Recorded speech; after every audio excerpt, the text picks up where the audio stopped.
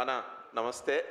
నేను వచ్చుకుంటూ ఆలోచిస్తున్నా అసలు ఏం చెప్తాం ఈ సినిమా గురించి. ఎందుకంటే I had to think there is one point, the main point of the film. అదైతే చెప్పండి. నేను 3 నిమిషాలు కనుక మాట్లాడితే నేను అప్పటి నుంచి వెంకటేష్ చెప్తున్నా, అరే నేను చెప్పేస్తారా నా స్టోరీ చెప్పినప్పటి నుంచి నేను ట్రిప్ అవుతున్నా దాని మీద. ఇన్ఫ్యాక్ట్ షూట్ మొత్తం అందరం ట్రిప్ అయ్యాము.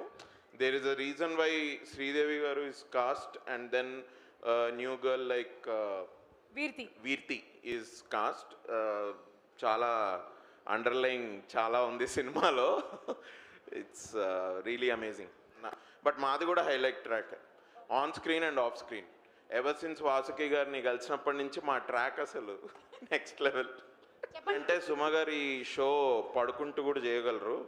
పడుకుంటే మనందరం ఫీల్ అవుతాం కాబట్టి నిల్చొని ఇట్లా అవేకుండి చేస్తున్నారు.